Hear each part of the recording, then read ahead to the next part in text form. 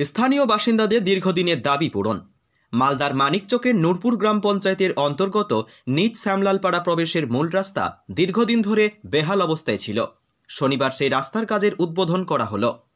এদিন উপস্থিত ছিলেন মানিকচক ব্লক পঞ্চায়েত সমিতির পূর্ত কার্য এবং পরিবহন দপ্তরের কর্মাধ্যক্ষ অরূপ কুমার দাস, নূরপুর গ্রাম পঞ্চায়েত প্রধান মুকুন্দ সরকার, স্থানীয় গ্রাম পঞ্চায়েত সদস্য সামিউল ইসলাম, সমাজসেবী গোলাম নূর নবী সহ অন্যান্যরা।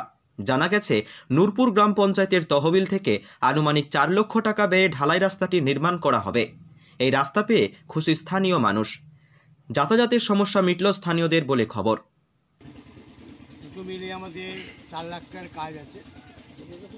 তো কাজটা আমরা গুণমান আমাদের ভালোই কাজ করছে আমাদের ঠিকাদার। আমরা যে শিডিউলে আছে সেই শিডিউল অনুযায়ী কাজটা হচ্ছে, আর কাজটা ভালোই কাজ হচ্ছে। এই জন্য আমরা এখানে এসেছি, যাতে আমাদের এলাকার কাজ যাতে ভালোভাবে হোক আর সুনামটা পঞ্চায়েতে যাতে থাকে।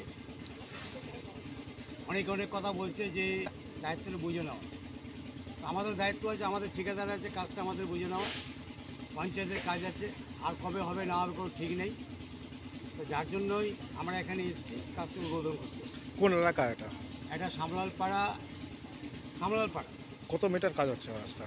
এটা হচ্ছে 4 লাখ টাকার কাজ, সম্ভবত 80 মিটার।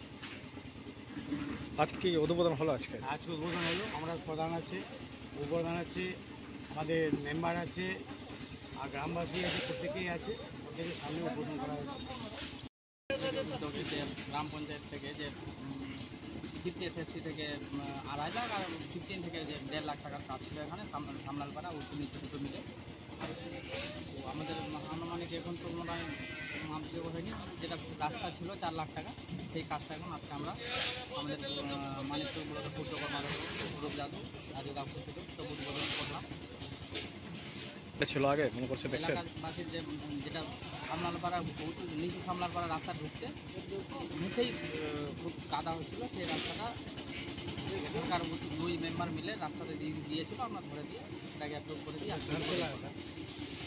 সবচেয়ে আনন্দের বিষয় যখনই কোনো খেলা যদি কেউ জিতে, সেটা তো সবচেয়ে খুশির ব্যাপার হয়।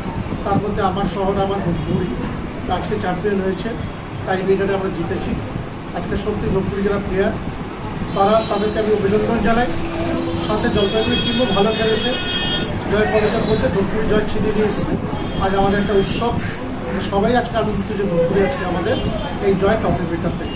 তাহলে কি বলা যেতে পারে যে ধূপগুড়ি খেলাধুলাতেও এগিয়ে যাচ্ছে মিউনিসিপ্যালিটির খেলোয়াড়রা? অনেক কারণে আজকে ধূপগুড়ি ফুটবল মাঠে ওরা প্র্যাকটিস করে, ওদের জন্য আমরা সবসময় তাদের সাথে প্রস্তুত থাকি। ওরা খেলাধুলার ক্ষেত্রে যেরকমই সাহায্য আমাদের কাছে চায়, ধূপগুড়ি পৌরসভা তাদেরকে হেল্প করে। Bureau report, TV20 Bangla.